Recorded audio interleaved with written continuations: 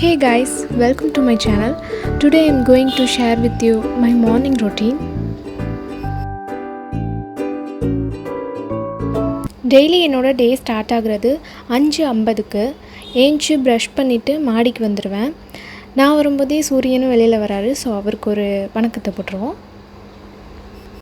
Sunrise எனக்கு ரொம்ப பிடிக்கும். ஏன்னா மற்ற டைம்லலாம் அவரை பார்க்க முடியாது, கண்ணு ரொம்ப பயங்கரமாக கூசும். ஆனால் இந்த டைமில் பார்க்கும்போது ரொம்ப காமாக ஜாலியாக அமைதியாக இருப்பார். ஸோ இப்போ அவர் ஒரு 2 நிமிஷம் நின்று அப்படியே ரசிச்சுட்டு அப்புறம் என்னோடய ரொட்டீனை ஸ்டார்ட் பண்ண போகிறேன்.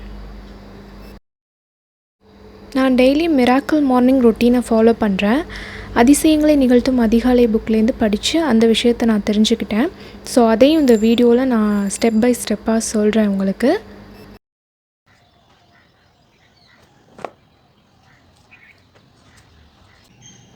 மொதல் வேலையாக வயிற்றுக்கு தண்ணி கொடுக்கணும். நைட்டு ஃபுல்லாக நம்ம எதுவுமே சாப்பிடாமல் ரெஸ்ட்டில் இருந்திருப்போம். ஸோ காலையில் வாட்டரை நல்லா வயிற்றுக்கு இதமாக கொடுத்துட்டு நம்ம அடுத்த வேலையை ஸ்டார்ட் பண்ணலாம். மிராக்கிள் மார்னிங் ரொட்டீனில் ஃபஸ்ட்டு ஸ்டெப்பு தியானம், அதாவது மௌனம். இதில் நம்ம ப்ரேயர் பண்ணலாம், அமைதியாக அப்படியே கொஞ்சம் நேரம் உட்காந்துருக்கலாம். நான் தியானம் பண்ணுறேன். ஒரு 20 மினிட்ஸ் அப்படி இல்லைனா 15 மினிட்ஸ் தியானம் பண்ணணும். தியானம் பண்ணுறதுனால அந்த ஃபுல் டே நல்லா அமைதியாக ரிலாக்ஸ்டாக போகும், எந்த ஸ்ட்ரெஸ்ஸும் இருக்காது. ஸ்டார்டிங்கில் தியானம் பண்ணும்போது மைண்ட் அங்கே இங்கே ஓடிட்டு வந்துட்டு தான் இருக்கும். ஆனால் ப்ராக்டிஸ் பண்ணிகிட்டே இருந்தோன்னா டெஃபினட்டாக நமக்கு ஒரு நல்ல பலன் கிடைக்கும். ஸோ மெடிடேஷன் இஸ் மஸ்ட் என்னை கேட்டால். அடுத்தது மூச்சு பயிற்சி. நான் இதை தியானத்தோட அந்த 20 மினிட்ஸில் ஒரு 5 மினிட்ஸ் பண்ணுறேன். இது மூலிமா ஞாபக சக்தி இம்ப்ரூவ் ஆகும் அப்படின்னு கேள்விப்பட்டேன். அதனால் இதை நான் கொஞ்சம் ஃபாலோ பண்ணிகிட்ருக்கேன். அடுத்து ஒரு ஃபியூ மினிட்ஸ் நான் நன்றி சொல்ல வேண்டிய விஷயங்களுக்கெல்லாம் நன்றி சொல்வேன். த சீக்ரெட் புக் படித்ததுலேருந்து இந்த ஒரு விஷயத்தை நான் டைம் ஒதுக்கி செஞ்சிட்ருக்கேன். அதாவது சின்ன சின்ன விஷயங்கள், நம்மளோட உடல் உறுப்புகளுக்கு, நம்மளோட சுவாசத்திற்கு, இதுக்கு எல்லாத்துக்கும் நம்ம தேங்க் பண்ணணும். அப்புறம் நேச்சருக்கு, இந்த மாதிரியான விஷயங்களுக்கெல்லாம் நான் தேங்க் பண்ணுறேன். மிராக்கிள் மார்னிங் ரொட்டீனில் அடுத்ததாக நான் ஃபாலோ பண்ணுறது எக்ஸசைஸ்.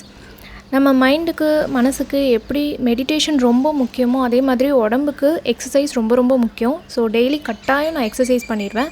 ஒரு 15 மினிட்ஸ்லேருந்து 20 மினிட்ஸ் வரைக்கும் பண்ணுவேன். எடுத்தோன்னே ரொம்ப ஹார்டாக எதுவும் பண்ணாமல் ஃபஸ்ட்டு ஜென்டிலாக என்னோடய உடம்பை அசைப்பேன். அதுக்கப்புறமா கொஞ்சம் ஹார்டான எக்ஸசைஸ் ஏதாவது நான் பண்ணுவேன்.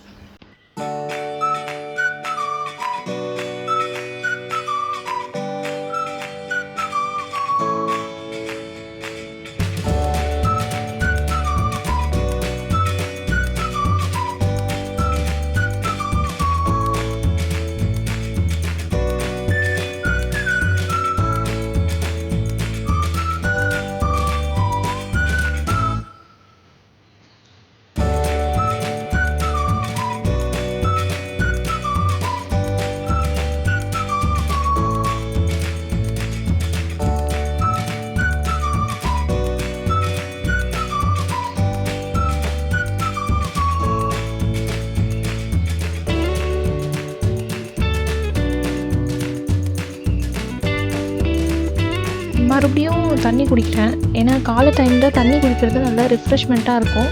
அப்புறம் நம்ம வயிறையும் சுத்தப்படுத்தும். ஸோ முடிஞ்ச அளவு நான் காலையில் நிறையா தண்ணி குடிப்பேன்.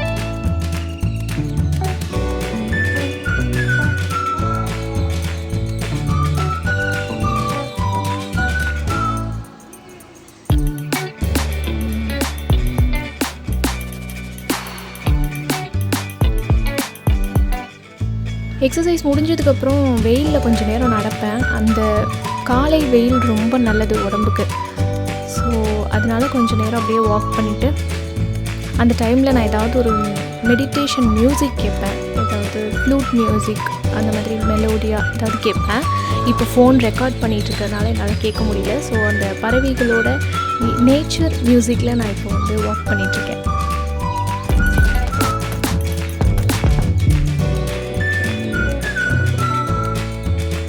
அப்படியே வாக் பண்ணிவிட்டு கொஞ்சம் நேரம் அந்த வெயிலை பார்த்து உட்காந்துருப்பேன்.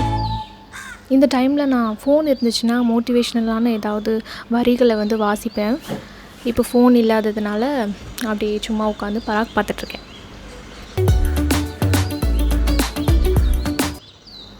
இப்போது டைம் 6:50 ஆகுது. சூரியன் நல்லா மேலே வந்துட்டார். இப்போ பாருங்கள், நல்லா பிரகாசமாக எரிஞ்சிட்ருக்காரு. ஸோ நெக்ஸ்ட் நம்ம கீழே போகணும். செடிக்கெல்லாம் தண்ணி ஊற்ற வேண்டிய வேலை இருக்குது. நான் உட்காந்துருக்கும்போது இவரை தான் வேடிக்கை பார்த்துட்ருந்தேன். ரொம்ப காலத்துக்கு முன்னாடி வச்ச சோற்று கற்றாழை நான் வச்சதுன்னு கூட நினைக்கிறேன். இவங்க கூட இன்னும் நிறைய பிளான்ஸ் இருந்துச்சு. அதெல்லாம் வெயில் தாங்க முடியாதனால கீழே கொண்டு போயிட்டேன். ஸோ அவங்களுக்கு தான் இப்போ போய் தண்ணி ஊற்றணும். இந்த கருவேப்பிலை இப்போ தான் வேறு இடத்துலேருந்து ஷிஃப்ட் ஆகி வந்திருக்கு. ஸோ அதனால தான் இந்த ஸ்டேஜில் இருக்காங்க. சீக்கிரமாக நல்லா வளருவாங்கன்னு நம்புகிறேன். எனக்கு கார்டனிங்னால் ரொம்ப பிடிக்கும். ஆனால் இப்போது அதை பண்ணுற அளவுக்கு ஸ்பேஸ் இடம் இல்லை. ஸோ ஃப்யூச்சரில் கண்டிப்பாக சூப்பராக ஒரு பெரிய கார்டன் அமைக்கணும் அப்படின்னு ஆசை வச்சுருக்கேன். பார்ப்போம்.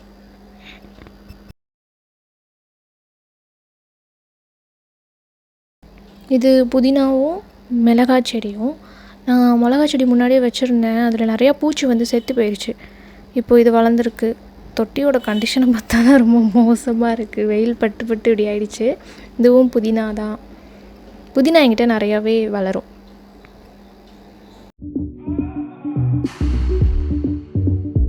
அடுத்தது ஒரு பூச்செடி வச்சுருக்கேன். இது 10 மணிக்கு தான் பூக்கும்னு நினைக்கிறேன். இந்த டைமில் வந்து மொட்டை இருக்காங்க.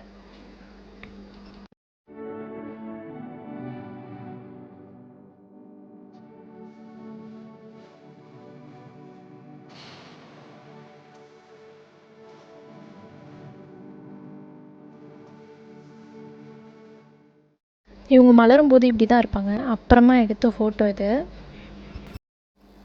ஸோ குளித்து முடித்தாச்சு. 7:30 இருக்கும் டைமு. தலையை வந்து இப்படி தான் ஸ்மூத்தாக துவட்டணுமா. இதுக்கு முன்னாடி வரைக்கும் நானும் டமால் டுமில்னு அடித்து துவட்டிக்கிட்டு இருந்தேன்.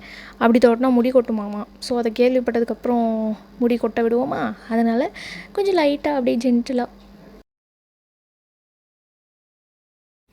மிராக்கிள் மார்னிங் ரொட்டீனோட அடுத்த ஸ்டெப், அதாவது 3வது ஸ்டெப்பு சுய பிரகடனம்.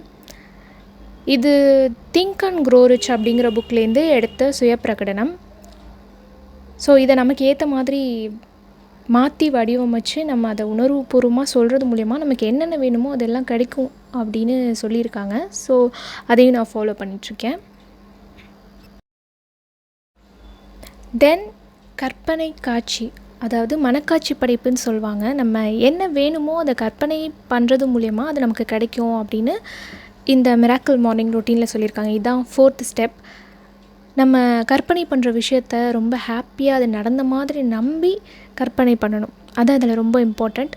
ஸோ எனக்கு என்னென்ன வேணுமோ அது எல்லாத்தையும் நான் கற்பனை பண்ணிகிட்ருக்கேன். நெக்ஸ்ட்டு ஸ்டெப்பு டைரி எழுதுறது. இதில் நான் நிறைய பாசிட்டிவான விஷயங்களை எழுதுகிறேன். எனக்கு பிடிச்சமான விஷயங்கள், அப்புறம் நான் என்னென்ன செய்யணும்னு நினைக்கிறது, ஃப்யூச்சரில் நான் என்னெல்லாம் கோல் வச்சுருக்கணும் அதெல்லாம் எழுதுவேன். ஃபுல் அண்ட் ஃபுல் பாசிட்டிவாக இருக்கும். அப்போ தான் ஃப்யூச்சரில் நான் படித்து பார்க்கும்போது ரொம்ப ஹாப்பியாக ஃபீல் பண்ணுவேன். ஸோ மெமரிஸ் எல்லாம் வந்து ரீகலெக்ட் பண்ணுறதுக்காக இதில் நிறைய பாசிட்டிவான விஷயங்கள், குட் மெமரிஸ் எல்லாம் நோட் பண்ணி வைக்கிறேன்.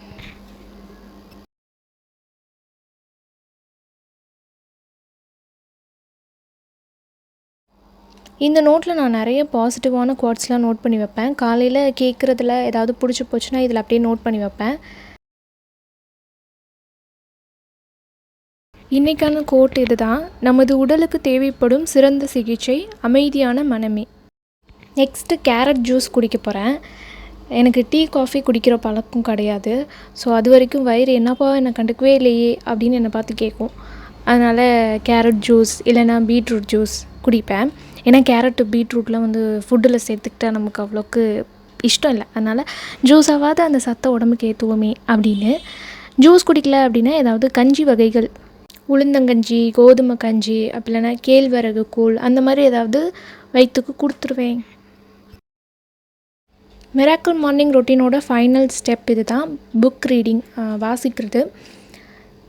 ஸோ இப்போ நான் ரூம் ஆன் த ரூஃப் அப்படிங்கிற புக் படிச்சுட்ருக்கேன். ரஸ்கின் பாண்ட் அவர்கள் எழுதினது. மார்னிங் டைமில் மோட்டிவேஷ்னல் புக்ஸ்லாம் படிக்கலாம். நல்லா அந்த ஃபுல் டே நமக்கு ஒரு மோட்டிவேட் கொடுக்குற மாதிரியான ஏதாவது மோட்டிவேஷ்னல் புக்ஸ் படிக்கலாம். நான் வந்து இங்கிலீஷ் இப்போ தான் லேர்ன் பண்ணிகிட்ருக்கேன். ஸோ புதுசாக ஏதாவது வெக்காபுலரிஸ்லாம் கற்றுக்கணும் அப்படின்னா மார்னிங் டைம் பெஸ்ட் இல்லை, அதனால தான். டைம் இப்போ 9 o'clock. 1 hour அப்படி இல்லைன்னா 1.5 hour அந்த மாதிரி படிப்பேன். ஸோ இப்போ நெக்ஸ்ட் நான் போய் சாப்பிட போகிறேன். இதான் என்னோட மார்னிங் ரொட்டீன். காஸ்டியூம் சேஞ்சாக இருக்குது அப்படின்னு தானே பார்க்குறீங்க. அன்றைக்கி நான் வீடியோ எடுக்கல, இது வேறு ஒரு நாள் வீடியோ எடுத்தேன். அதனால தான் ஃபினிஷிங் ஒன்றும் இல்லாமல் அப்படியே முடிக்க வேணாமே, நம்ம மூஞ்சை கட்டி முடிப்போம் அப்படின்னு சொல்லிட்டு தான் இந்த வீடியோ எடுத்தேன். ஸோ அந்த வேலையெல்லாம் முடிச்சுட்டு அதுக்கப்புறம் ரெகுலரான ரொட்டீன் தான் மற்ற எல்லோரும் பண்ணுற மாதிரி போய் சாப்பிட்டுட்டு அதுக்கப்புறம் என்னோட கடமைகளை நான் வந்து பண்ண ஆரம்பிச்சிடுவேன். என்னோட வேலைகள்லாம் நிறையா இருக்கும். ஸோ இதுலேருந்து ஏதாவது ஒரு இன்ஃபர்மேட்டிவான விஷயங்கள் உங்களுக்கு உங்கள் லைஃப்பில் பயன்படும் அப்படின்னு நான் நம்புகிறேன். இந்த மிராக்கிள் மார்னிங் அப்படிங்கிற புக்கில் படித்த சில ஹேபிட்ஸ், அந்த 6 நடவடிக்கைகளை வந்து நான் என்றைக்குமே வந்து தவற விடுறதில்ல. அதை வந்து நான் ஃபாலோ பண்ணிகிட்டே இருக்கேன்.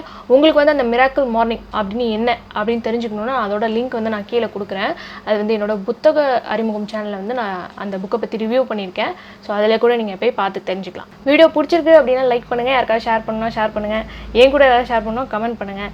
அவ்வளோதான். இன்னும் நிறைய வீடியோஸ் பார்க்கணும் அப்படின்னா சப்ஸ்கிரைப் பண்ணி வச்சுக்கோங்க, பெல் பட்டனையும் அமுக்கி வச்சுக்கோங்க. அப்போ தான் வந்து நோட்டிஃபிகேஷன் வரும், டப்புன்னு நம்ம வந்து வீடியோஸ் பார்க்க முடியும். ஸோ இன்னொரு வீடியோவில் நான் உங்களை மீட் பண்ணுறேன். அது வரைக்கும் பாய்.